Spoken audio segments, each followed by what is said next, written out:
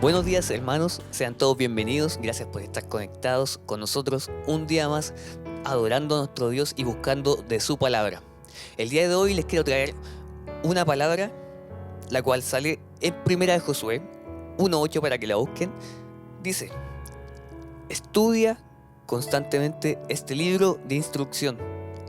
Medita en él de día y de noche para asegurarte de obedecer todo lo que allí está escrito. Solamente entonces prosperarás y te irá bien en todo lo que hagas. Mi mandato es: sé fuerte y valiente.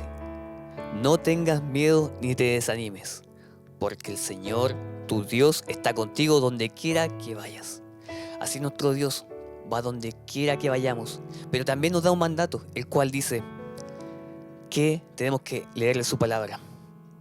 Así que hoy les invitamos a alabar a nuestro Dios junto a nosotros.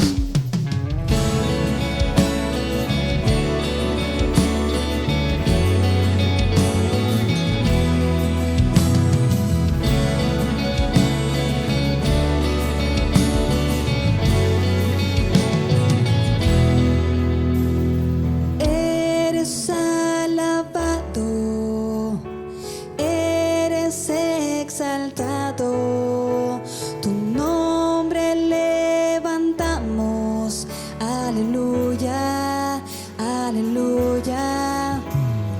Eres adorado, te glorificamos, tu nombre levantamos, aleluya, aleluya. Y a una sola voz nos unimos hoy, te cantamos, Dios, en adoración. Dios imparable, Dios de imposibles, inigualable, eres invencible. Dios imparable, Dios de imposibles, inigualable, eres invencible. No tengo temor, en mi corazón tú tienes el control. No tengo temor, en mi corazón tú tienes el control. No me falta nada si te tengo a ti. No me falta nada si te tengo a ti. Así es nuestro Dios, que se preocupa por nosotros. Él está ahí presente, de día y de noche, trabajando por nosotros. Adoremos.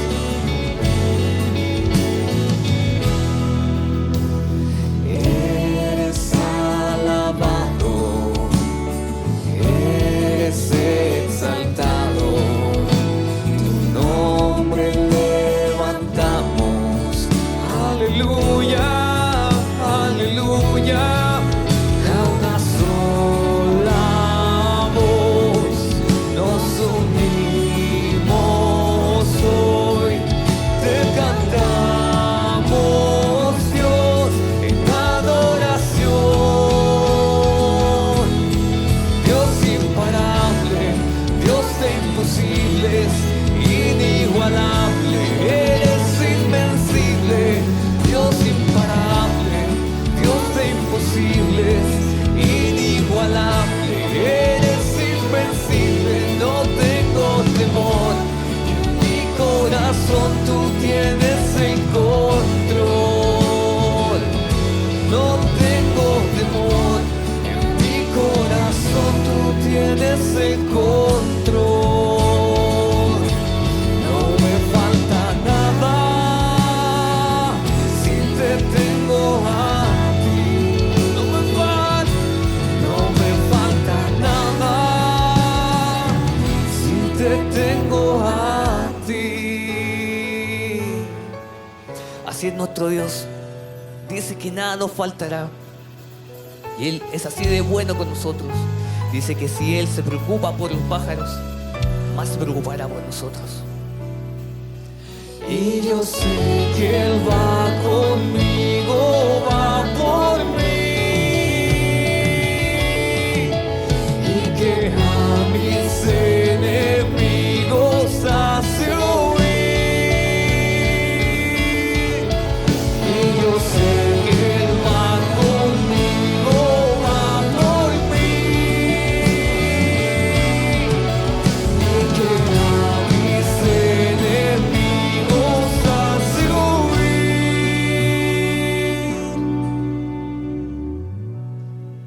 Alabemos a nuestro Señor. Hay una fuente, viene de un monte, desde el Calvario, desde un madero. Hay un torrente, gracia ferviente, salva y perdona, fluye y da vida. Por la sangre del Cordero vivo estoy. Y muerte, ¿dónde está tu aguijón? Si en Jesús hay salvación. En ese día Él compró mi corazón. Es el amor del Salvador, gracia del Padre en esplendor, por su Espíritu de luz. Hoy levantamos a Jesús. Desde lo eterno hubo un decreto, era una historia, luz redentora, previo al comienzo, era el Cordero, Él sufriría, dando su vida. Y muerte, ¿dónde está tu aguijón? Si en Jesús hay salvación. En ese día Él compró mi corazón. Es el amor del Salvador, gracia del Padre en esplendor, por su Espíritu de luz. Hoy levantamos a Jesús. Así es, Jesús, hoy levantamos tu nombre, porque tú eres digno de toda gloria. Tú, Señor, mereces la adoración. Mereces la adoración que salga de nuestros labios, Señor. Y levantamos nuestras manos hacia ti, en señal de humillación y de que te necesitamos, Señor. Jesús, salva. Jesús, salva. Ese es nuestro Dios glorioso. Jesús, salva. Jesús, salva.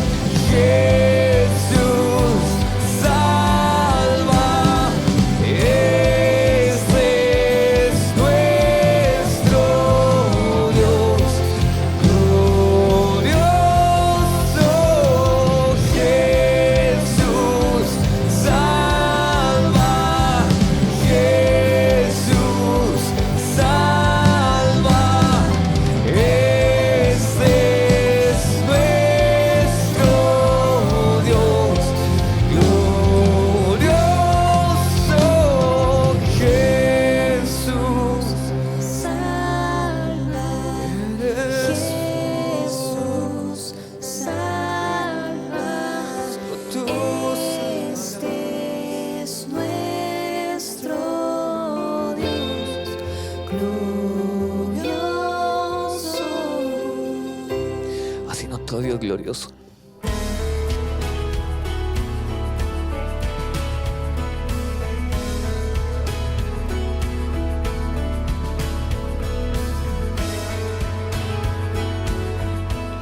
Hola hermanos, que Dios los bendiga. En esta mañana vamos a orar por nuestro país, así que los invito a orar. Gracias Señor primeramente por un día más de vida, Señor. Gracias Señor por tu amor, por tu fidelidad, Señor. Gracias por tu misericordia.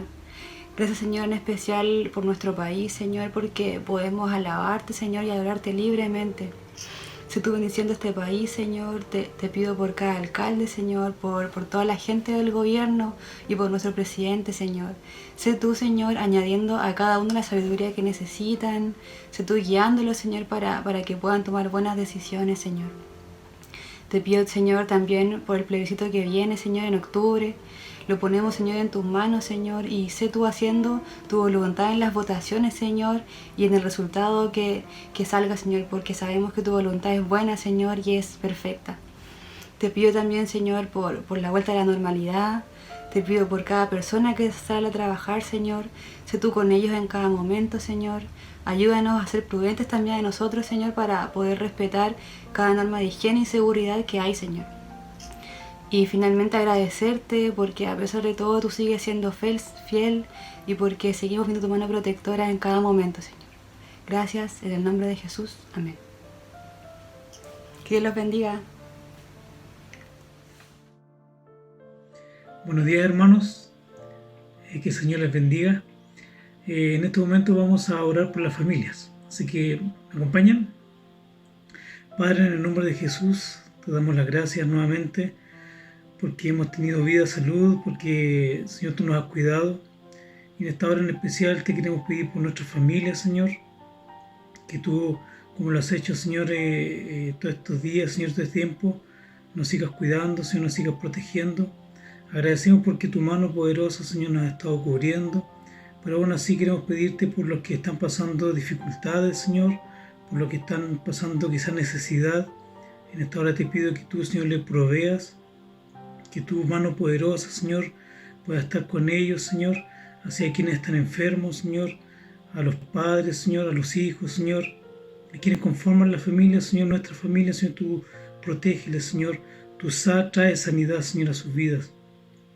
Permite, Señor, que los hermanos que están sin trabajo, Señor, tú puedas abrir puertas de trabajo, Señor, puedas traer provisión, Señor, y por sobre todo, Señor, puedas aumentar nuestra fe, Señor, creer de que tú, Señor, estás en control de todo.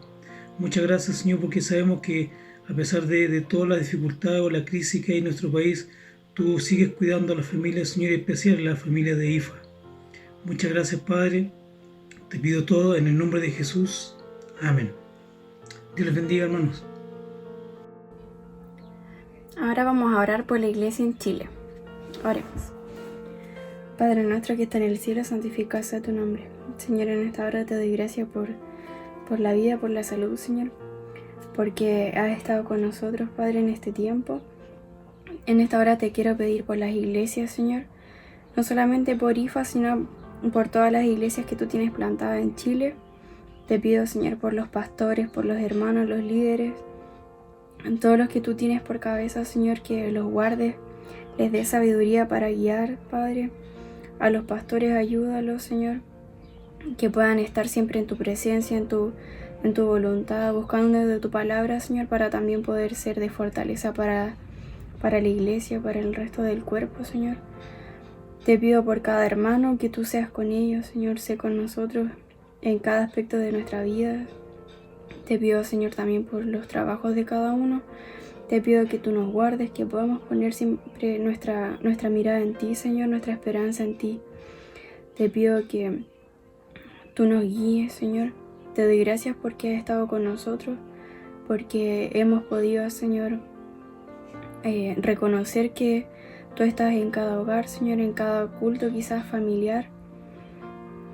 Te doy gracias, Señor, porque hemos sentido tu presencia. Gracias porque podemos hacer los cultos, Señor, aunque sea por internet, porque tenemos los medios, Señor, y te doy gracias porque también nos bendices a través de ello. Te pido que tú nos sostengas, Señor, que tú seas con cada uno de nosotros. Protégenos, Señor. Permite que podamos buscarte, que podamos, Señor, pedir tu consejo en cada cosa que queramos hacer o en cada cosa que necesitemos, Señor. No hacer cosas por nuestra cuenta, no fiarnos de nuestra propia prudencia, como dice en tu palabra, sino que estar confiado en ti. Señor, te pido que podamos hacer eso, que podamos también ser de soporte y de apoyo para cada hermano que necesite alguna palabra de aliento, Señor. Que si algún hermano tiene necesidad puedas mostrarnos, Señor, a nosotros y poder ir en ayuda de ellos. Te pido que nos unamos, Señor, que tú nos unas en un solo espíritu, que tu iglesia sea una, Señor. Tu iglesia es una, como dice en tu palabra, que no nos separemos, Señor, por títulos o por nombres, Señor, sino que estemos unidos mirándote a ti, Señor. Te pido que podamos hacer tu voluntad, que pongas en nosotros, Señor, tu Espíritu Santo, que podamos, Señor, buscarte en cada cosa. Te doy gracias porque estás con nosotros, Señor. Te pido todo esto en el nombre de Jesús. Amén.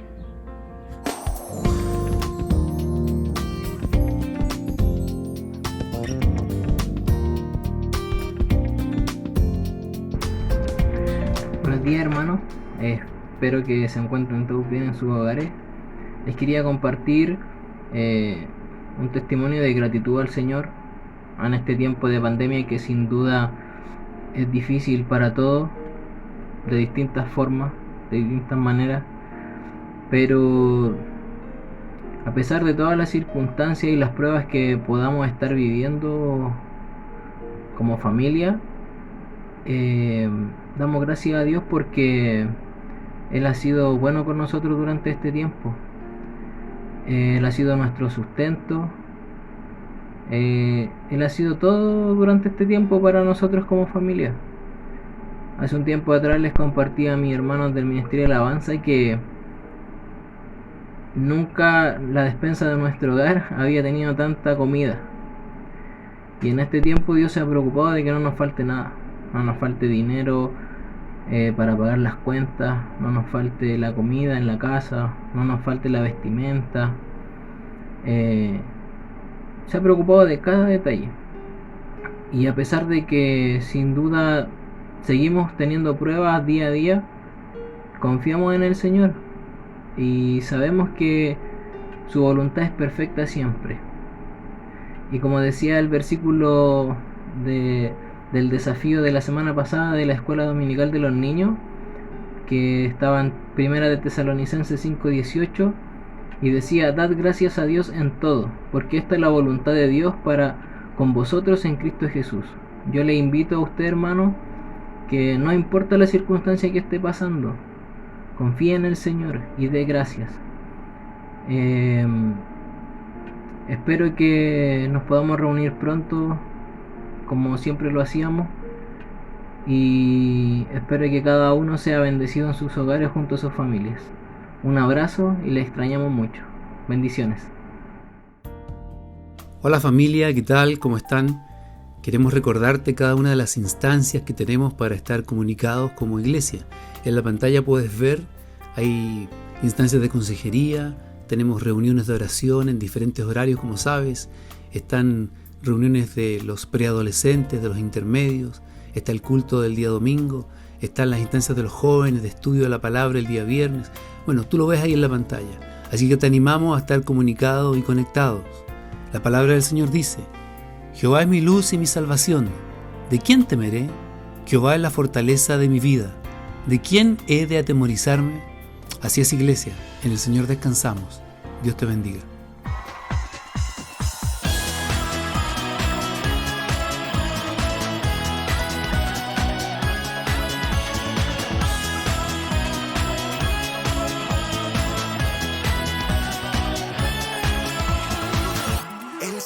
Hacer el sol brillar y en el cielo la luna salir. Es quien con sus manos hizo las estrellas. Hola niños, Bienvenidos a otra lección de la Escuela Dominical. Esperamos que se encuentren súper bien. Este mes es el mes de la Biblia y cada maestro tiene una lección especialmente preparada para cada uno de ustedes. Y la lección de hoy día se llama La palabra inspirada de Dios. Así que vamos a verla. La Biblia también se conoce como la palabra de Dios y nosotros creemos en ella. ¿Alguien te ha dicho que no cree en la Biblia? Lamentablemente, muchas personas piensan que la Biblia solo es otro libro largo y aburrido. Pero, por supuesto, la Biblia no es solo cualquier libro. Fue dado a los hombres por Dios para revelar a Jesucristo como nuestro Salvador.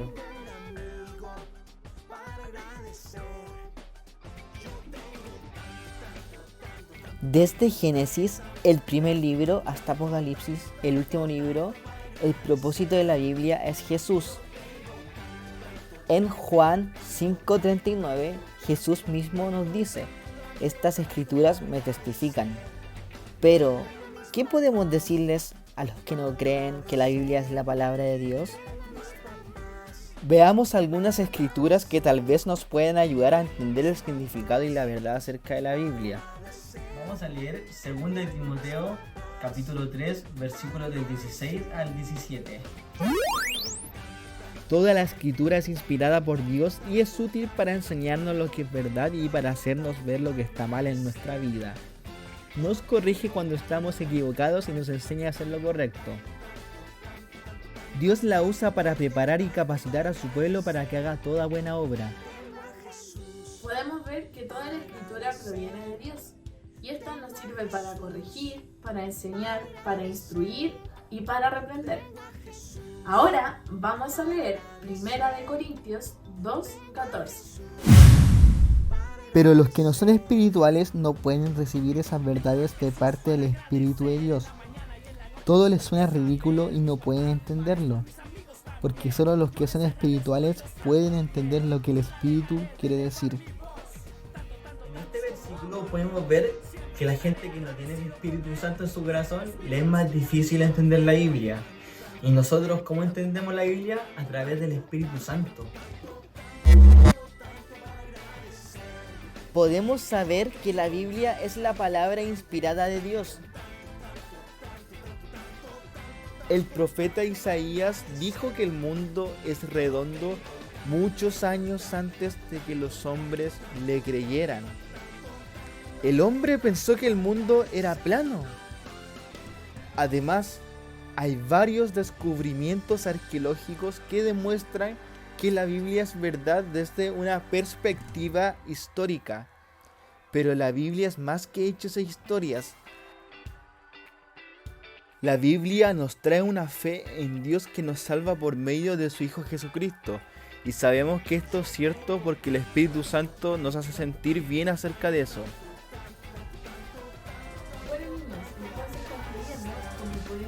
La Biblia nos sirve como instrucción de vida. Por eso nosotros debemos estar en constante lectura de esta, para que así podamos llevar una vida con las normas que Dios nos tiene para nosotros y así obedecer su palabra. Y el desafío de esta semana es sacarte una foto con tu Biblia. Esto debe ser enviado a más tardar el día martes al WhatsApp de los papás de los niños. Así que te animamos a que hagas este desafío, que es súper cortito. Así que eso, chiquillos. Antes de despedirnos, el tío Mati va a orar. ¿Yo? ¿Sí? ¿Tú? Ya, bueno. Cerremos nuestros ojos. Quiero que todos cierren nuestros ojos. ¿Ya? Voy a orar. Señor Jesús, te damos gracias por esta lección que nos has dado, Señor. Gracias, Señor, por recordarnos lo importante que es la Biblia y lo importante que es para nosotros aprender mucho de ti, Señor. Que esta lección nos haya servido de inspiración para que nosotros agarremos nuestras Biblias y leamos con muchas ganas de tu palabra, Señor, y nos alimentemos cada día más de ti, Señor. Te damos gracias por todo en el nombre de Jesús. Amén. Amén. Chao, niños. Chao, niños. Que estén muy bien. Bendiciones. Chao.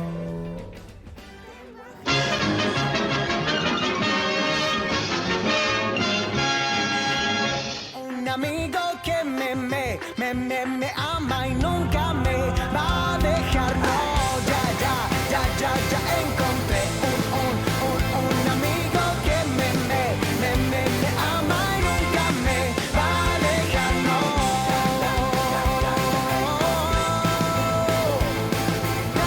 me ama y nunca me va a dejar. No,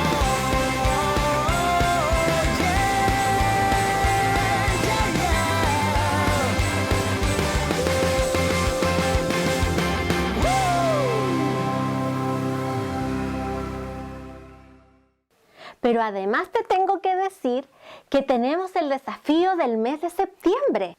Está en Salmos 119, versículo 105 y dice así: lámpara es a mis pies tu palabra y luz en mi camino. Este versículo te lo tienes que aprender de memoria para que a fines de este mes puedas enviar tu videíto. Que el Señor te bendiga, te queremos mucho.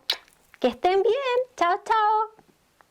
Amadas hermanas, preparémonos para nuestra reunión del mes de septiembre. Será el 26 de septiembre a las 6 de la tarde. El tema será lo que la pandemia me dejó. Tendremos tiempo de conversar, reflexionar y orar juntas en torno a la persona de Jesucristo, en quien cada acontecimiento de nuestra vida cobra sentido y propósito. Pero como es el mes de septiembre, también estaremos celebrando fiestas patrias y tendremos un concurso de payas, así es que vaya preparándose e inscríbase con Rocío Narváez para poder participar. Las esperamos. Dios les bendiga. Aro, aro, aro. En esta pandemia hemos sido bendecidas, porque vemos en nuestro hogar abrigo y comida. Por eso hoy, hermanas, las invito a crear una paya con simpatía, para dar su testimonio y bendecirnos con su alegría. Él nos salva y por eso nos rendimos a Él y levantamos nuestras manos en el día de hoy. Porque aunque nosotros estemos en casa quizás descansando en cuarentena, Él trabaja por nosotros. Así es Él.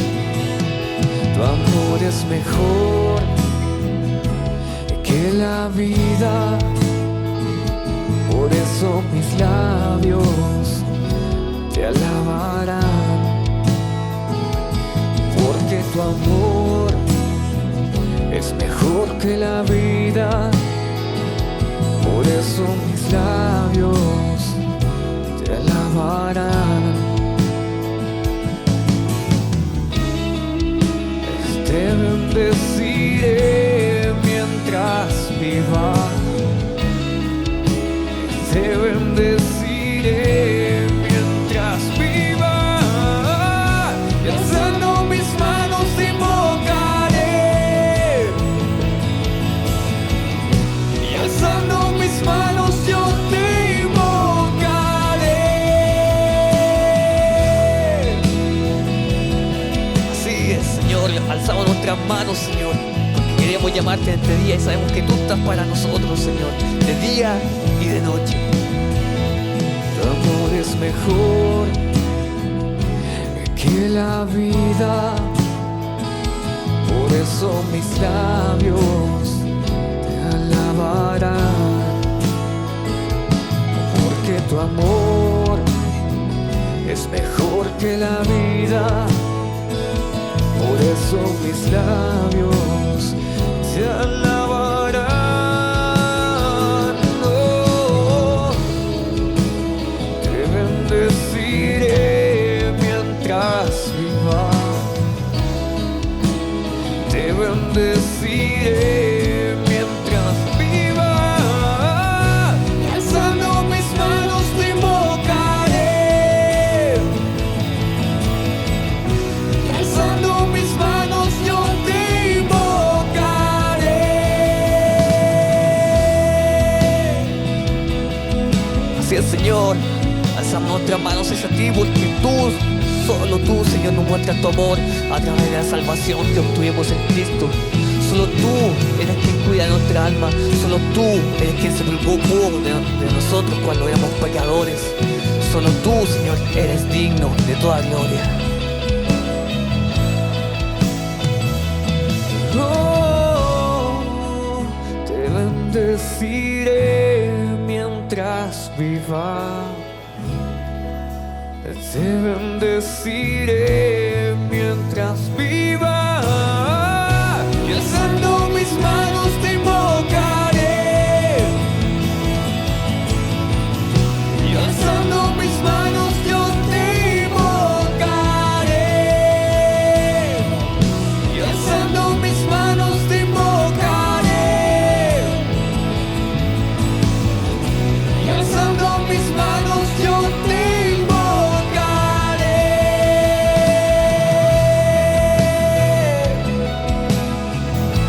Gracias, Padre. Gracias porque estás con nosotros, Señor, y te invocaremos de día y de noche, y ahí estarás. Gracias, papá. Te amamos, Señor.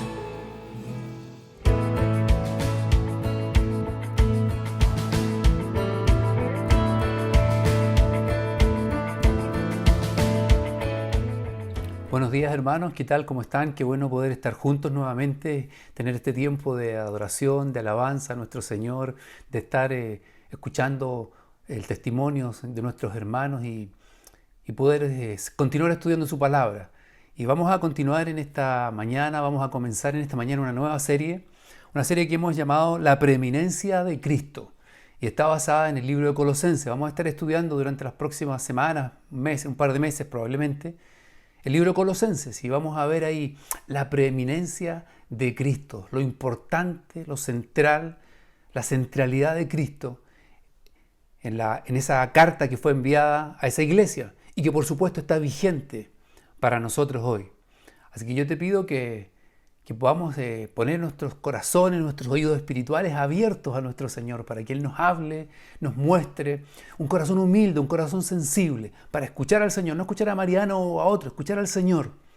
Él nos tiene que hablar, Él nos tiene que instruir a través de esta carta y a través de la exposición de su palabra en este día. Amén. Así que vamos a, como dije, a comenzar a mirar el libro de Colosenses y vamos a mirar un par de cosas antes de ir al pasaje propiamente tal. Un par de cosas que son necesarias de entender y de comprender. A veces nos pueden quizás inquietar. ¿Para qué vemos tantos detalles de a quién fue escrita, a quién la escribió, qué pasaba? Es importante para que entendamos el contexto en que estaba la iglesia, lo que estaba pasando. Un par de años más, cuando alguien hable, ¿cierto? Y te diga una situación durante la pandemia en Santiago de Chile, tú vas a tener claro y vas a saber qué es lo que pasaba. Y tienes claramente identificado lo que sucedía, lo que no se podía hacer, si podía salir, no podía salir, etc. Por eso es importante que intentemos mirar lo que estaba sucediendo.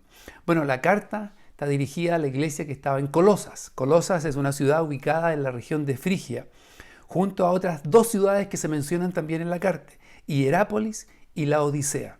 Eso está en Asia Menor, lo que hoy es parte de Turquía. Especialmente Colosas, una ciudad que después fue destruida y que no existe más, no fue reconstruida. Estaban situadas muy cerca estas tres ciudades, muy cerca de Éfeso, de donde suponemos que fue iniciada la evangelización de esa zona, por lo que nos dice la Escritura, ¿cierto? Estaba a unos 160 a 200 kilómetros de distancia de Éfeso. Las tres ciudades estaban muy cercas, Hierápolis, Laodicea y Colosas, tan cerca que incluso se podían verse así a la simple vista, una de otra. Estaban bajo el gobierno, ¿cierto?, del Imperio Romano, eran territorios dominados y conquistados por los romanos. En su época de esplendor, Colosas fue un área de gran riqueza mineral, la industria de la lana y el comercio, fue una ciudad importante. Pero posteriormente, ya en la época que está escrita esta carta, decayó fuertemente ante el surgimiento de estas nuevas ciudades vecinas, Laodicea y Hierápolis, que fueron centros comerciales muy grandes. La población de Colosas, a la ciudad donde estaba enviada la carta, estaba compuesta mayoritariamente por gentiles, eso es importante, mayoritariamente por gentiles. Casi todas las variedades de paganismo, dicen los estudiosos, estaban presentes en la región, tanto en Colosas como en Laodicea como en Hierápolis. Pero existía también, especialmente en Colosas, una grande e importante población judía. Así que había una mezcla en la población y por lo tanto en la iglesia de ciudadanos gentiles, paganos, que fueron paganos, y judíos, ¿cierto? Y esto amenazaba de alguna forma a la naciente iglesia. Esta carta se atribuye al apóstol Pablo, ¿cierto? Aunque hay algunos que discuten eso y dicen que puede haber sido un discípulo de Pablo. Para nosotros es parte del canon bíblico, es una carta que fue inspirada por el Espíritu Santo y está puesta en nuestra Biblia, y por lo tanto tomamos la enseñanza de esa escritura. Y se asume que fue escrita, entonces dije, por Pablo, ¿cierto? En su prisión en Roma, entre el año 60 y 63 después de Cristo. Se escribió al mismo tiempo que las cartas para Efesios, la carta para Filemón y la carta para la Odisea, que es una carta desconocida para nosotros, pero supuestamente fue escrita también esa carta en ese tiempo. La iglesia que estaba en Colosas, Pablo nunca visitó la iglesia de Colosas, si bien es cierto nació bajo la dirección de él desde lejos, en el sentido que él evangelizó a algunos que llevaron el evangelio a estas ciudades, a la Odisea, a Hierápolis y a Colosas en particular, que es la que estamos viendo. Pablo no la visitó, nunca estuvo ahí, pero durante sus 3 años de ministerio en Efeso, dice la Escritura que toda Asia, ¿cierto? Toda Asia escuchó el mensaje de la palabra del Evangelio a través de Pablo y a través de los que estaban con él. Son varios los que estaban con él. Fue en ese tiempo que se fundaron estas iglesias, la Odisea, Hierápolis y Colosas. Si leemos en Hechos 19, versículos 9 y 10, nos da una imagen de lo que estaba pasando. Dice: pero endureciéndose algunos y no creyeron, maldiciendo el camino delante de la multitud, se apartó Pablo de ellos y separó a los discípulos, discutiendo cada día en la escuela de uno llamado Tirano. Así continuó por espacio de 2 años, de manera que todos los que habitaban en Asia, judíos y griegos, oyeron la palabra del Señor Jesús. Así que Pablo estuvo 2 años, dice, en esa escuela, y estuvo casi 3 ahí en Efeso, ¿cierto? Enseñando la palabra, predicando la palabra. Y dice que muchos, ¿cierto? Todos los que habitaban, dicen, pero realmente muchos, ¿cierto? Judíos y griegos oyeron la palabra del Señor y vinieron al Evangelio. Muy probablemente uno de los convertidos en ese tiempo en Efeso, por la predicación de Pablo, fue Epafras, ¿sí? Quien era oriundo de Colosas. Él vivía en Colosas, pero estuvo en Efeso, ¿cierto? Por obra de Dios seguramente, y estuvo en Efeso, recibió la palabra, ¿cierto? Que es lo que creemos, y luego volvió a Colosas y formó la iglesia ahí en Colosas. Llevó el mensaje a la ciudad. Así que qué importante, qué tremendo, ¿cierto? Una persona que escuchó el mensaje en un lugar, no sabemos más detalles, pero que escuchó, quizás estudió, no se preparó, 160 kilómetros en ese tiempo a pie, ¿cierto? Y luego volvió a su ciudad y llevó la palabra del Evangelio, llevó la palabra de salvación, llevó la palabra de Cristo, ¿cierto? Y levantó la iglesia ahí. Así que era el líder, era el pastor probablemente de la iglesia ahí en Colosas, ¿cierto?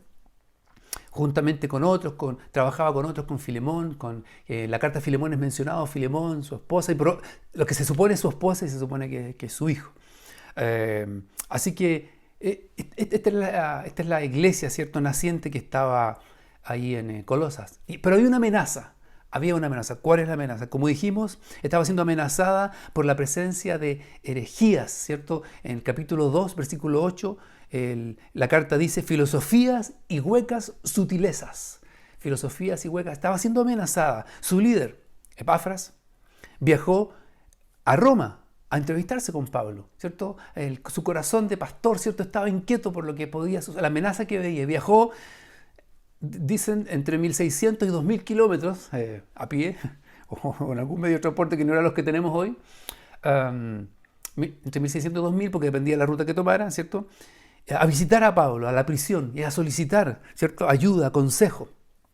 La iglesia en Colosas estaba siendo afectada, o podía ser afectada, por las herejías. Pablo escribe entonces esta carta, ¿cierto? Para advertir a la iglesia del peligro. Lo hace de una manera preventiva. La iglesia no había caído, aparentemente, no hay señales de eso aún en esas situaciones, pero había que prevenir, había que estar atentos. Y Pablo, ¿cierto?, escribe esta carta, da este consejo.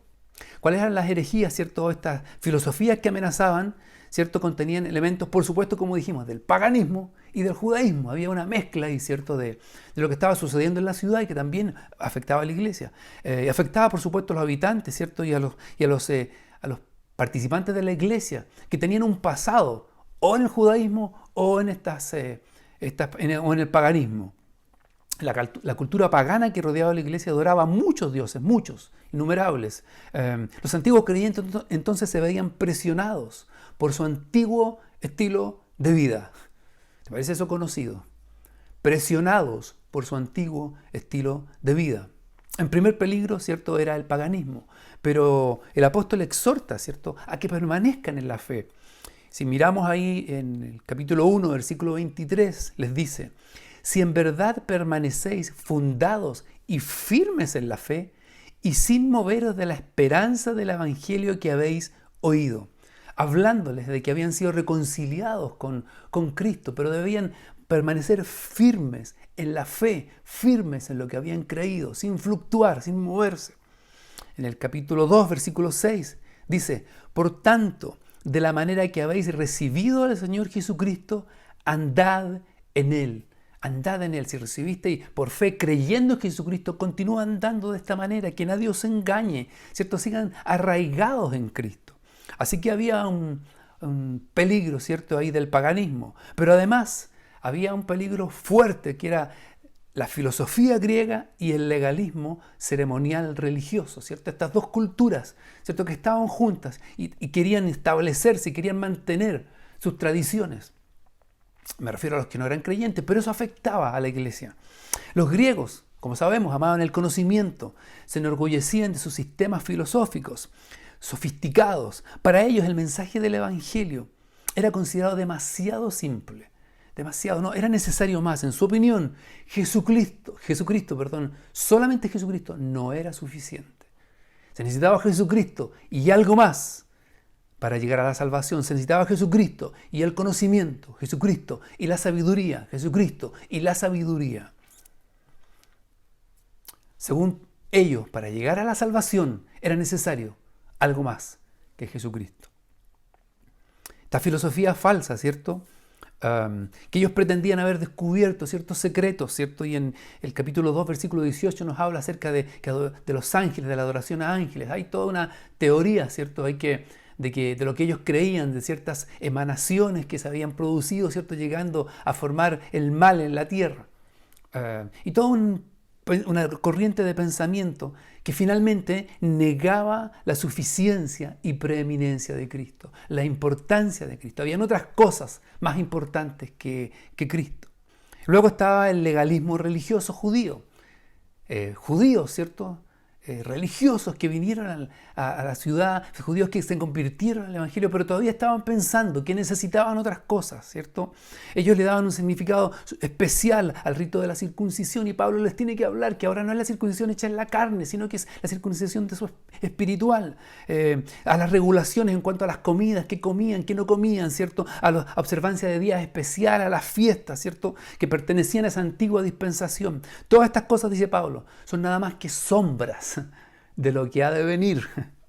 Han perdido su significado ahora que el objeto, ¿cierto?, el que hace la sombra, que es Cristo, ella está aquí, ya vino. En Él pueden depositar su fe, así que no son necesarias.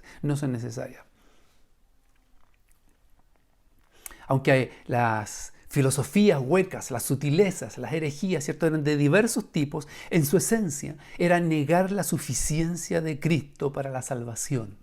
Negar la suficiencia de Cristo. Por lo mismo, el tema central de esta carta es la suficiencia de Cristo, la centralidad de Cristo, la preeminencia de Cristo. Por eso le hemos puesto así esta serie, la preeminencia de Cristo. Y es importante. Hoy, vamos a verlo más adelante, pero hoy tú y yo estamos siendo atacados, igual que nuestros hermanos en Colosas. Estamos siendo atacados en nuestra fe, en tener a Cristo y algo más. Cristo no es suficiente. De alguna forma nos quieren poner ese mensaje. Y nosotros debemos mantenernos firmes en que Cristo es suficiente. Dice en el capítulo 3, verso 11, Cristo es el todo y en todos. Cristo es todo, Cristo es suficiente, Cristo es el centro, no necesitamos otras cosas más que a Cristo. Gloria a Dios, ese es el mensaje de la carta, ese es el mensaje que Cristo, que el Señor tiene para nosotros en estos días. Cuando estamos asustados, cuando hay pandemia, cuando hay situaciones, cuando hay filosofía, cuando hay pensamientos, Cristo es todo, Cristo es el centro. Él es Dios, En el capítulo 2, versículo 9 dice, en Él habita toda la plenitud de la deidad. Cristo es Dios, en Él habita toda la plenitud de la deidad. Dios mismo, Dios trino presente a través de Cristo. Él es Dios. Además, Él es creador.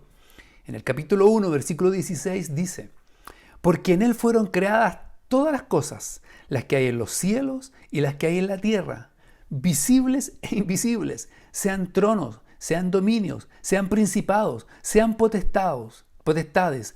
Todo fue creado por medio de Él y para Él. Él es el que todo fue creado por medio de Él. Así que estos que adoraban, ¿cierto?, los ángeles, o que miraban estas emanaciones especiales que venían de algún lugar, todo lo que había fue creado por Dios. La creación, Dios estuvo presente y fue creado por Cristo. Es lo que dice la Escritura. Además, Él es Dios, Él es creador, Él es el Salvador. Gloria a Dios, Él es el Salvador. En el capítulo 2, versículos 13 y 14 dice, y a vosotros, estando muertos en pecados y en la incircuncisión de vuestra carne, os dio vida juntamente con Él, perdonándoos todos los pecados, anulando el acta de los decretos que había contra nosotros, que nos era contraria, quitándola de en medio y clavándola en la cruz. Gloria a Dios. Reafirmando en la iglesia la obra que Cristo hizo en la cruz. No fueron las filosofías, no fueron los rituales, fue Cristo quien realmente llevó la culpa, llevó el pecado y lo clavó en la cruz y reconcilió a los colosenses y a nosotros con Dios. Así que Él es el Salvador. Pero además dice, Él es Dios, Él es creador, Él es Salvador y Él es la cabeza de la iglesia. En el capítulo 1, versículo 18 dice, y Él es la cabeza del cuerpo, que es la iglesia. El que es el principio, el primogénito de entre los muertos, para quien todo tenga toda la preeminencia. Gloria a Dios, gloria a Dios. Pablo está escribiendo a la iglesia, advirtiéndoles, recordándoles, refrescando en su mente la obra de Cristo, y es lo que está haciendo con nosotros, contigo y conmigo. ¿Qué significa la palabra preeminencia? Que la hemos usado ya varias veces, y bueno, hemos puesto ese el nombre a esta serie. Preeminencia es ser primero en rango o influencia. Podríamos traducirlo como tener el primer lugar, ser el número uno. Gloria a Dios, ese es nuestro Señor, el que debe tener el primer lugar, el ser el número uno. Nuestro Dios es el primero a nivel cósmico, a nivel de la creación, a nivel del universo. El llamado es que sea primero en mi vida y en tu vida. Pero nuestra sociedad y Satanás quiere tratar de sacar ese lugar a Cristo, que le corresponde a Cristo. Quiere convencernos que hay otros dioses, otras cosas, otros dioses. Y va a ser un llamado durante este tiempo que nos examinemos si hay otros dioses a quienes estamos adorando. Pero Cristo es el primero y debe ocupar el primer lugar. Él debe ser el número uno en mi vida y en tu vida. Él es más importante que cualquier otra cosa en nuestro mundo. Es más importante que el mundo mismo. Él debe tener la preeminencia. Hermanos, y si yo digo eso, probablemente algunos de ustedes han dicho amén. El tema es, ¿qué hacemos con eso? ¿Lo estamos viviendo? ¿Estamos desarrollando nuestra vida, nuestro quehacer de esa manera? Ahí es donde estamos, ahí en el trabajo, ahí en la calle, bueno, ya estamos un poco en la calle, pero ¿dónde estamos? Ahí en las redes sociales. ¿Estamos dando la preeminencia a Cristo? ¿Estamos como cristianos diciendo Cristo es lo primero, es por sobre todos los demás? ¿O estamos dejándonos guiar por la corriente que lleva este mundo, por la forma de este mundo? ¿Por qué entonces estudiar esta carta? Por esto que estamos diciendo. Desde cualquier punto de vista, la carta a los Colosenses es de gran actualidad. Es un mensaje eterno. Aborda conflictos que enfrentamos hoy, ¿cierto? También los cristianos. Y la respuesta es Jesucristo. Jesucristo es suficiente. Hay una presión, hermanos, hoy, constante, como dije, del mundo que nos rodea para sacarnos de nuestra fe, para sacarnos las cosas, ¿cierto?, que son importantes en nuestra fe. La familia, el matrimonio entre un hombre y una mujer, la sexualidad. Son cosas que Él quiere sacarnos. ¿Cuáles son nuestras prioridades? ¿Dios primero o el dinero primero? ¿A quién servimos? ¿A Dios o al dinero? Este mundo hipercomunicado, con su sabiduría, su conocimiento, su tecnología, quiere capturar nuestras mentes y corazones con ideas, filosofías, enseñanzas. Quiere captar nuestra atención y nuestra adoración, nuestro reconocimiento, nuestras prioridades, que sean otras, no las que dice su palabra. No Cristo, finalmente. Hermanos amados, no es que Cristo quiera que no disfrutemos otras cosas, no. Pero Cristo es el centro, Cristo es lo primero y demás, después vienen las demás cosas.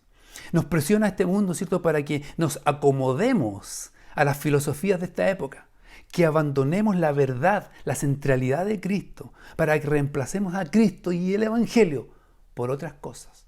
Sí, Cristo, pero además. Así que pongamos nos presiona el sistema, este mundo, Satanás, el pecado, nos presiona para que confiemos en otras cosas además de Cristo. Sutilmente nos dice que Cristo no es suficiente, que el Evangelio, que la palabra del Señor no es suficiente, que necesitamos agregar otras cosas. Necesitamos Cristo más ciertos rituales religiosos. Necesitamos a Cristo más la prosperidad. Necesitamos a Cristo más el éxito. A Cristo más la psicología. A Cristo más la autoayuda. A Cristo más el conocimiento intelectual. A Cristo más la religión. A Cristo más otras cosas y otras cosas. Quiere presionarnos a pensar que Cristo no es suficiente. Quizá fue suficiente, nos dice, en esa época, pero hoy en el siglo XXI son otras cosas. Y ese es el mensaje que la carta a los Colosenses nos quiere traer a luz nuevamente. Que en esta sociedad nos empuja a que busquemos consejo y dirección fuera de la palabra de Dios, en otras cosas, en otras sabidurías, en otros sabios, en otros pensamientos, a vivir nuestra vida de acuerdo a la corriente de este mundo, sin considerar la instrucción del Señor. Y ese es el llamado. Por eso necesitamos, estudiar toda la Escritura, pero en particular hoy, esta carta a los Colosenses, que nos lleva a pensar, que nos lleva a reflexionar, que nos lleva a meditar si estamos poniendo a Cristo en el centro, si Cristo está siendo preeminente. Así que luego de esta introducción, de este ponernos en el lugar, cuál era la ciudad que estaba pasando, quién la escribió, quién era el líder, cómo era una iglesia nueva, era una iglesia que tenía este riesgo. Vamos a ver, ¿cierto?, los primeros pasajes, y te invito a que veas conmigo ahí el libro Colosenses, el capítulo 1. El capítulo 1, desde el versículo 1 al 14. Vamos a leer todo ese trozo, no lo vamos a ver hoy todo ese, pero lo vamos a leer para que quede en nuestro contexto, en nuestra mente. Colosenses 1, del 1 al 14, dice: Pablo, apóstol de Jesucristo por la voluntad de Dios, y el hermano Timoteo, a los santos y fieles hermanos en Cristo que están en Colosas. Gracia y paz sean a vosotros, de Dios nuestro Padre y del Señor Jesucristo. Siempre orando por vosotros, damos gracias a Dios, Padre de nuestro Señor Jesucristo, habiendo oído de vuestra fe en Cristo Jesús y del amor que tenéis a todos los santos, a causa de la esperanza que os está guardada en los cielos, de la cual ya habéis oído por la palabra verdadera del Evangelio, que ha llegado a vosotros, así como a todo el mundo, y lleva fruto y crece también en vosotros, desde el día que oísteis y conocisteis la gracia de Dios en verdad, como lo habéis aprendido de Epafras, nuestro consiervo amado, que es un fiel ministro de Cristo para vosotros, quien también nos ha declarado vuestro amor en el Espíritu. Por lo cual también nosotros desde el día que lo oímos no cesamos de orar por vosotros y de pedir que seáis llenos del conocimiento de su voluntad en toda sabiduría e inteligencia espiritual, para que andéis como es digno del Señor, agradándole en todo, llevando fruto en toda buena obra y creciendo en el conocimiento de Dios, fortalecidos con todo poder conforme a la potencia de su gloria, para toda paciencia y longanimidad, con gozo, dando gracias al Padre que nos hizo aptos para participar de la herencia de los santos en luz, el cual nos ha librado de la potestad de las tinieblas y trasladado al reino de su amado Hijo, en quien tenemos redención por su sangre, el perdón de pecados. Gloria a Dios, esa es la palabra del Señor, de la primera parte que vamos a ver. de la carta, ¿cierto? Fíjate que ya en los primeros versículos, ¿cierto? El apóstol agradece a Dios. Fíjate que agradece a Dios por la obra de Cristo en la iglesia. No agradece, ¿cierto?, porque sean buenas personas, no agradece porque están bien, no agradece porque tienen salud, no agradece por la obra de Cristo en ellos. Como dijimos, una iglesia que surgió, ¿cierto?, de la predicación que Pablo hizo ahí en Efeso, ¿cierto?, y que la recibió este siervo, ¿cierto?, Epafras, y que fue expuesta, ¿cierto?, fue llevada a esta ciudad, ¿cierto?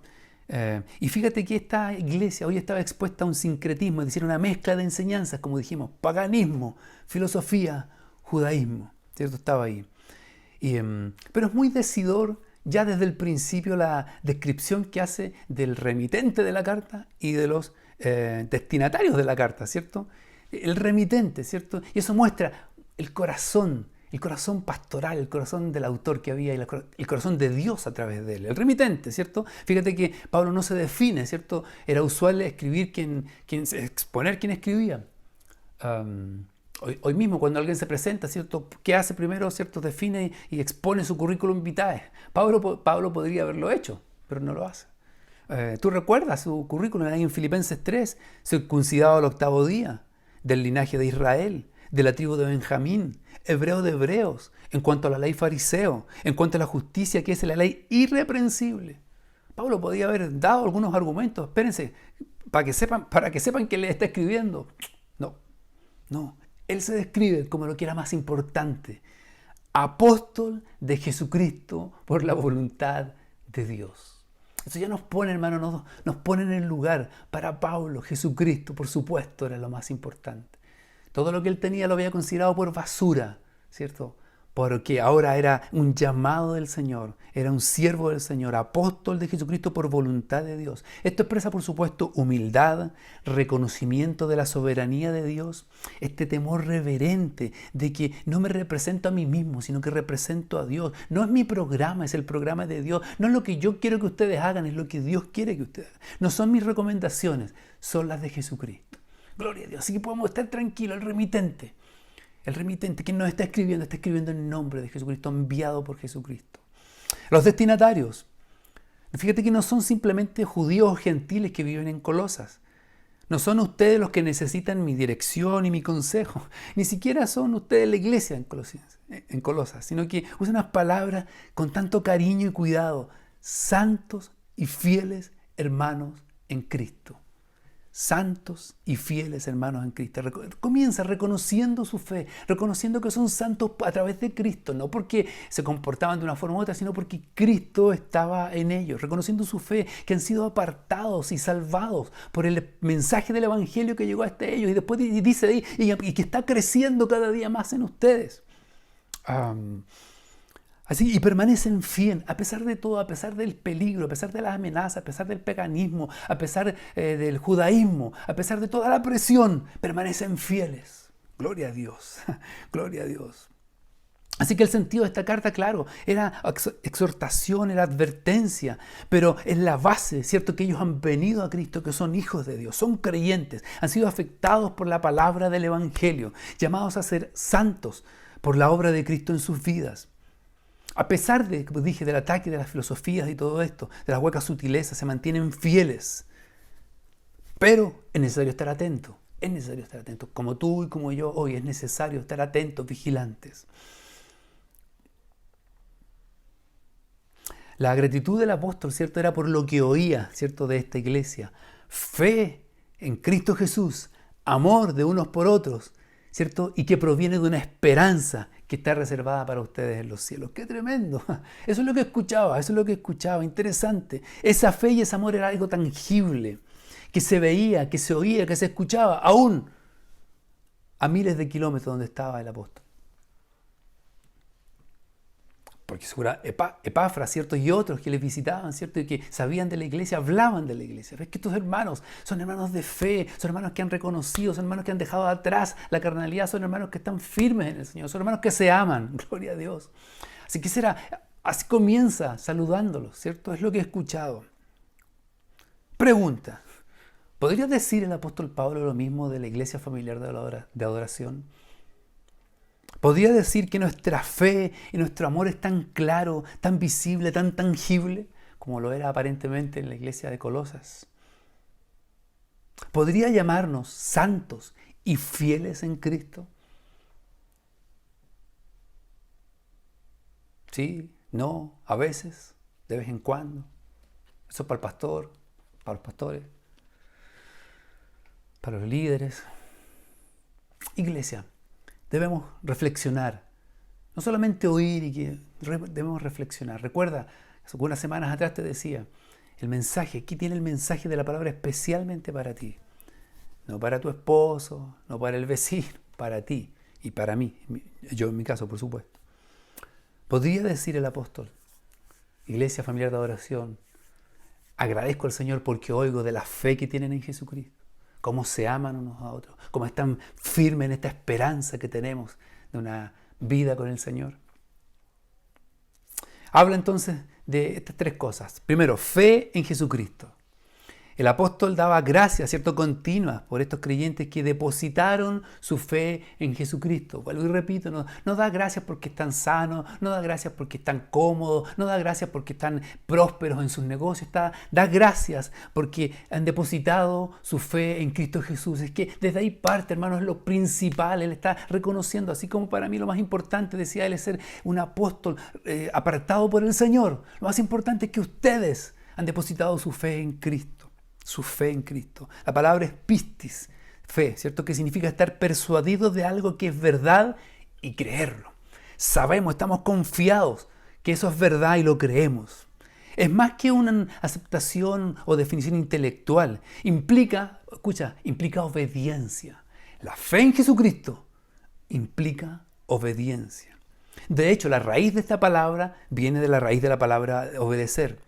Fe y obediencia van de la mano en la Escritura, siempre. Fe y obediencia van de la mano. Podemos hacer ese paralelo ahí con Santiago cuando habla de la fe sin obra es muerta. La fe sin obediencia es muerta, es vacía, es muerta. Fíjate que, hermanos amados, no nos está hablando de esa fe que a veces queremos pensar, esa fe para que nos vaya bien, esa fe para que todo resulte bien, esa fe para que estemos sanos, esa fe para que... No, está hablando de la fe para salvación, de lo más importante. Sí, es cierto, también necesitamos el alimento, la comida, esas cosas, pero lo más importante es que tenemos fe para salvación, para vivir en Cristo. El resto no tendría valor si no tenemos esta fe depositada en Cristo como nuestro Salvador. Pero esta fe para salvación contiene, por ejemplo, como en primer lugar, arrepentimiento. Y también obediencia, pero arrepentimiento. Arrepentimiento, ¿cierto? Es la palabra metanoia, que significa nueva idea, cambio de mente. En el uso bíblico es un cambio de dirección. Es un especial apartarse del pecado y volverse a Dios. Apartarse del pecado. Entonces, esta fe que se deposita en Jesucristo conlleva arrepentimiento, que es un cambio de dirección. Si yo antes iba en ese sentido, hoy día voy en otro sentido. Es un cambio de dirección, voy hacia Cristo. Por un lado, el arrepentimiento requiere un repudio a la vieja vida y volverse a Dios, volverse a Cristo. Un repudio hacia el pecado y volvernos a Cristo. No un mirar de reojos el pecado, es un repudio. Eso es arrepentimiento. Eso es arrepentimiento. Incluye volverse a Dios, apartarse del pecado y querer servir a Dios. Volverse a Dios, apartarse del pecado y querer servir a Dios. Ese es el arrepentimiento. Ese es el arrepentimiento que nos lleva a tener fe en nuestro Señor. Fíjate que el verdadero arrepentimiento no es solamente sentirse avergonzado por el pecado. Aunque contiene, por supuesto, un elemento de vergüenza y de tristeza, pero no es exclusivamente. Es tomar una nueva dirección, una decisión intencional de abandonar el pecado y, en cambio, seguir a Dios, seguir a su justicia, seguir a Dios. Es una decisión intencional.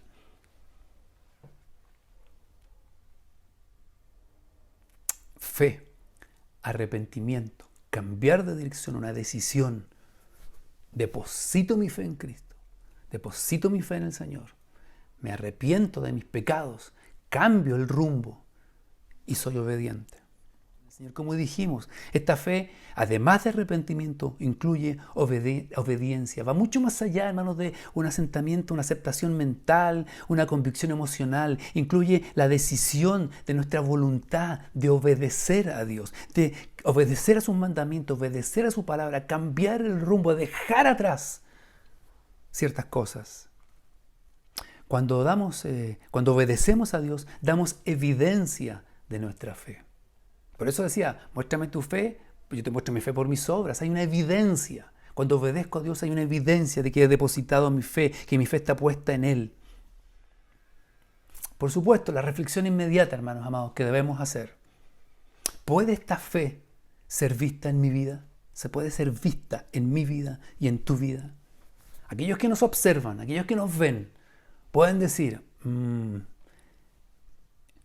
Él ha depositado su fe en Cristo porque se ve en su actuar, en su hablar, en su accionar, en sus amistades, en su tiempo de ocio, en su relación con su familia. ¿Nos hemos arrepentido tú y yo realmente? Es decir, hemos hecho un cambio de dirección y hemos hacia allá y hemos cambiado hacia el otro lado porque el Señor nos ha cambiado, nos ha hecho un cambio de dirección. Nos hemos volcado desde el pecado hacia Dios. ¿O seguimos en una vida de pecado, coqueteando con el pecado? O peor aún, ¿cierto? Siendo indiferente a compartir el pecado. Está hablando de la fe para salvación, la fe en Cristo para salvación. Eso significa, requiere arrepentimiento y un cambio. Eso es un cambio de dirección, un cambio de sentido. Ya no es eso lo que quiero, es a Cristo lo que quiero. Estamos obedeciendo. Tú y yo como iglesia, como individuos, tú hermano, y tú que estás ahí, hermano, hermana, estás obedeciendo al Señor, poniéndole en primer lugar, siendo Él la prioridad, la primera prioridad. Es una repetición, pero siendo Él la prioridad, debemos reflexionar, debemos meditar. Y no solo meditar, debemos actuar en lo que el Señor nos está diciendo. Pablo estaba reconociendo, en cierta manera alabando, ¿cierto?, a estos hermanos porque habían depositado su fe en Cristo, porque oían de su fe en el Señor. Pero además dice que oía del amor que tenéis a todos los santos. Otra evidencia de que Cristo estaba en ellos, que habían venido a Cristo, que el mensaje del Evangelio había penetrado en sus vidas, que se amaban unos a otros. Dice, a todos los santos. Uno de los frutos de esta fe salvadora, de esta vida transformada y renovada, es el amor por los hermanos. Juan, del apóstol Juan, que fue posteriormente, finalmente, pastor también de la iglesia de Éfeso, ¿cierto? Lo dice repetidas veces en su primera carta. Leamos, primera de Juan, capítulo 2, versículos 9 al 11, dice: El que dice que está en la luz y aborrece a su hermano, está todavía en tinieblas. El que ama a su hermano permanece en la luz y en él no hay tropiezo. Pero el que aborrece a su hermano está en tinieblas y anda en tinieblas y no sabe a dónde va porque las tinieblas le han cegado los ojos. El que dice que anda en luz, que anda en Cristo, debe amar a su hermano. Primera de Juan, capítulo 4, versículo 20, dice: Si alguno dice, yo amo a Dios y aborrece a tu hermano, y aborrece a su hermano, es mentiroso. Pues el que no ama a su hermano a quien ha visto, ¿cómo puede amar a Dios a quien no ha visto? ¡Wow! ¿Tú has escuchado eso? No, si yo al Señor, yo con el Señor, tremendo. No, pero con los hermanos no quiero nada. Una evidencia de que hemos depositado nuestra vida en Cristo es el amor que tenemos unos por otros. No por la perfección, no porque el hermano sea como yo quiero, no porque el hermano tenga el carácter que me agrada, no porque sea es tan simpático, tan agradable, no, porque esa es una instrucción y una evidencia de que Cristo también es que soy obediente, amor unos a otros. Esta fe nos permite mirar a mi hermano como un integrante del cuerpo de Cristo, por alguien que el Señor murió así como murió por mí, que tampoco lo merecía igual que yo, pero ha gozado y disfrutado del mismo amor del Señor. Jesús mismo nos dio instrucción al respecto. En Juan, capítulo 13, versículos 35 y 34 nos dice: Un mandamiento nuevo os doy, que os améis unos a otros, como yo os he amado, que también os améis unos a otros. en esto conocerán todos que sois mis discípulos si tuvierais amor los unos por los otros. ¡Wow! Nos pone muy alta la vara, ¿cierto? Dice, como yo os he amado. ¡Wow! Que nos amemos como el Señor nos ha amado. ¿Te das cuenta, hermano? Es el mandamiento que el Señor nos ha dado. No nos dice que nos amemos de la boca para afuera, que nos amemos a distancia, como Él nos ha amado. Varias cosas al respecto, ¿cierto? De este modelo de amor, al pensar cómo Él nos amó. No es una emoción, sino que es una realidad concreta y visible. Cristo nos amó y dio su vida por nosotros, concreto, visible, claro. Él no dijo, te amo y te acompañaré. No, Él murió y más aún dijo, yo muero y me voy, pero enviaré al Consolador que os acompañe, no los dejaré solos, no estarán huérfanos. Eso es amor, acción concreta y visible. El amor del Señor no es amor interesado. ¿Qué interés? Es un amor desprendido, de entrega. Él se dio por nosotros, es un amor sacrificial. Es un amor sacrificial, es un amor de servicio. Es un amor que no hace excepción de personas. El Señor no está preocupado en mis estudios o los estudios del otro, el conocimiento, la raza, la cuenta bancaria. No, nada de eso tiene importancia. Él nos ama a todos por igual. Tenemos mandamiento, hermanos amados, de amarnos unos a otros. Nuestra fe en Jesucristo debe mostrar la evidencia de la obediencia en este mandamiento también. Amarnos unos a otros en esta instrucción. El amor en la iglesia de Colosas era visible, reconocible e incluso destacable, ¿cierto? El apóstol la destaca, lo considera. Un verdadero creyente se caracteriza por su fe, que ha significado arrepentimiento, ha significado cambio de dirección, ha significado obediencia y amor por sus hermanos, a sus hermanos. Jesucristo. Y dice el versículo ahí 5, a causa de la esperanza que os está guardada en los cielos, de la cual ya habéis oído por la palabra verdadera del Evangelio, esa esperanza que está guardada en los cielos. Y esta palabra del Evangelio que ha llegado a vosotros, así como a todo el mundo, y lleva fruto y crece también en vosotros, desde el día que oísteis y conocisteis la gracia de Dios en verdad. Esta esperanza, como hijos de Dios, gozamos de esta esperanza viva, pues tenemos un Salvador que vive, gloria a Dios. Es una esperanza viva, eso es lo que nos mantiene con nuestra fe viva, con nuestro amor vivo, esta esperanza. Para el cristiano esta esperanza es una certeza. Esta esperanza de vida eterna con el Señor es una certeza porque se fundamenta en lo que Dios dice. No en lo que yo siento, no en lo que yo hago, no, es en lo que Dios dice, lo que Dios ha dicho en su palabra.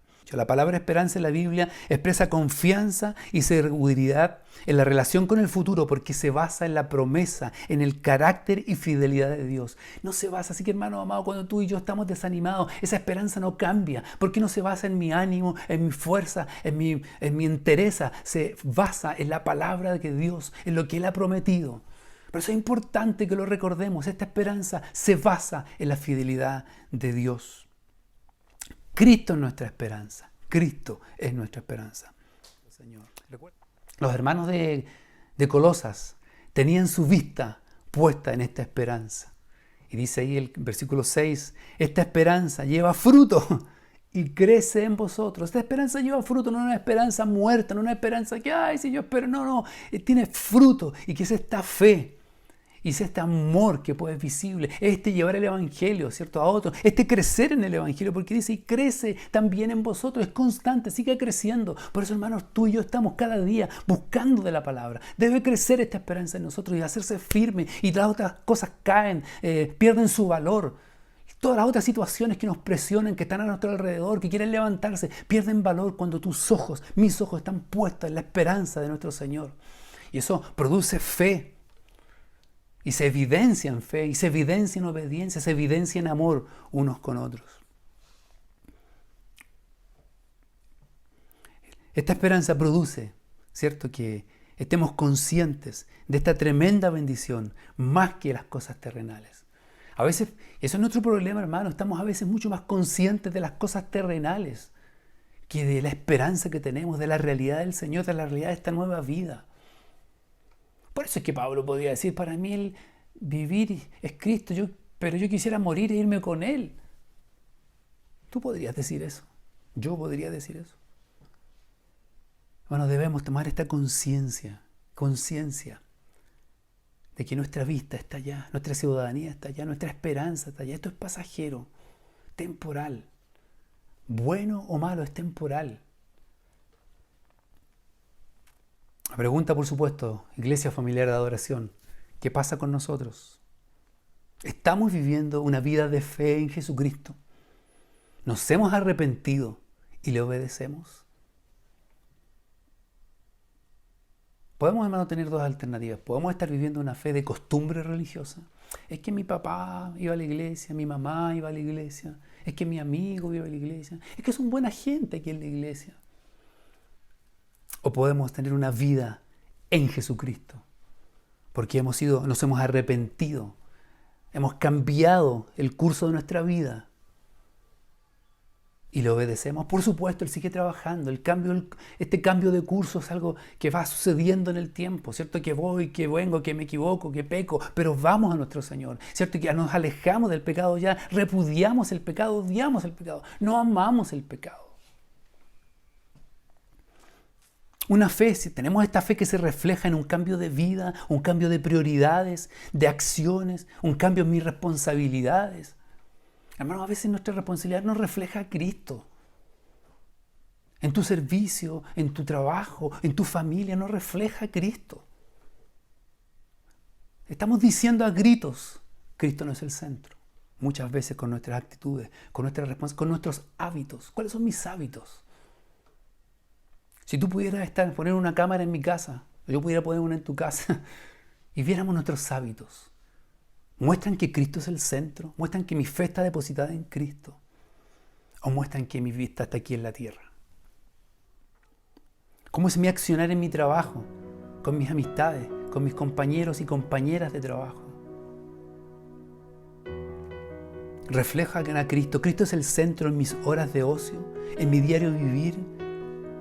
¿Está mi diario vivir centrado en Cristo como preeminente, como lo más importante, como lo principal, como lo primero, como lo de mayor importancia? ¿Refleja eso mi fe en Cristo, mi accionar diario? ¿Refleja mi fe en Cristo?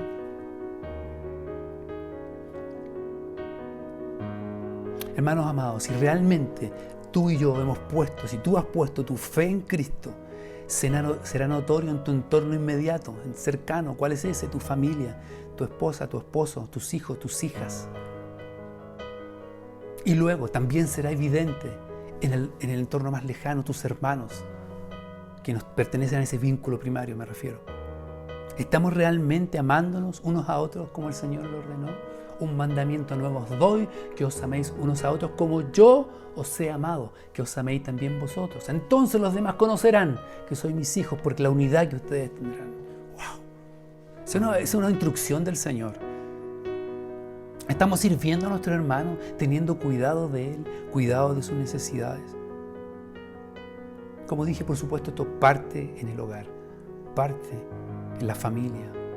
Amamos, servimos, cuidamos a nuestro esposo, a nuestra esposa, a nuestros hijos, a nuestras hijas, o dejamos el cuidado de ellos a otros.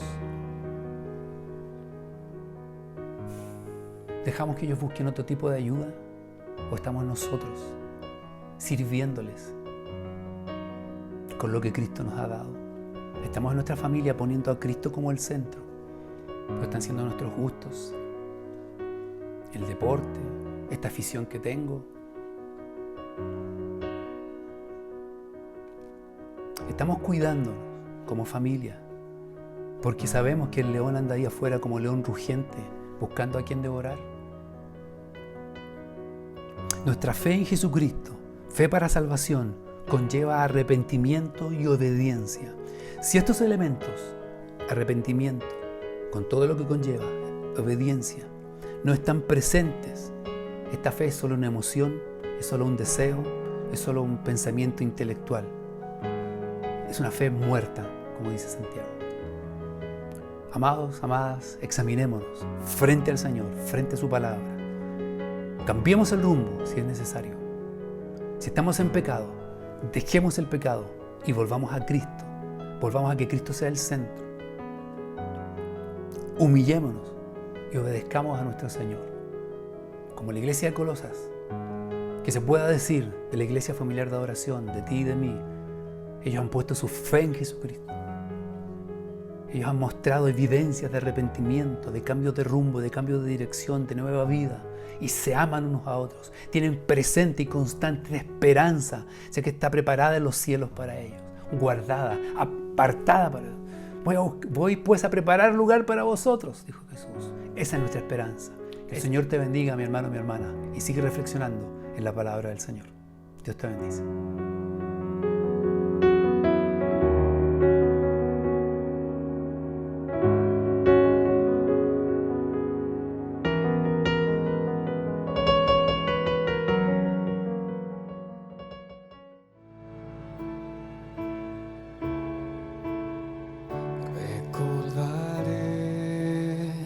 Aquella cruz donde sangró y murió Jesús, heridas que por mí sufrió, crucificado Salvador. Su cuerpo envuelto en dolor, en el sepulcro reposó, en soledad él se quedó. Jesús Mesías, el Señor.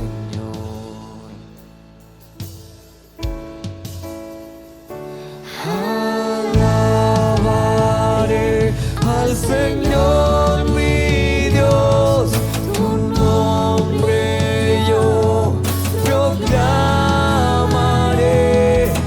eternamente te cantaré, Señor, Señor mi Dios.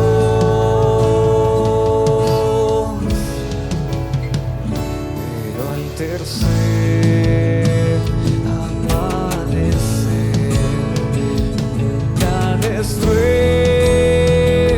se escuchó, donde está muerte tu aguijón, Cristo Jesús resucitó, vivo está. Alabaré al Señor mi Dios, su nombre yo proclamaré, eternamente te cantaré, Señor, Señor mi Dios.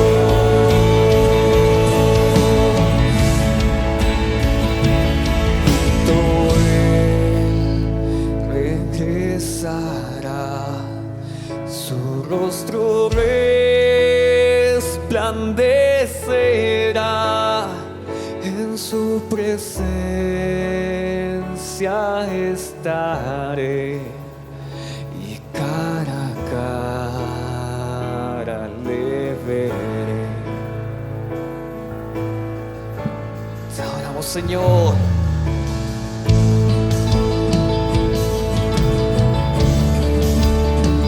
Te adoramos, Señor. Tú eres digno, Señor, de toda gloria. Tu nombre exaltaremos, Señor, hasta que nuestros pies no se puedan mover, hasta que nuestras manos no se puedan mover, Señor. Tu nombre alabaremos, Señor.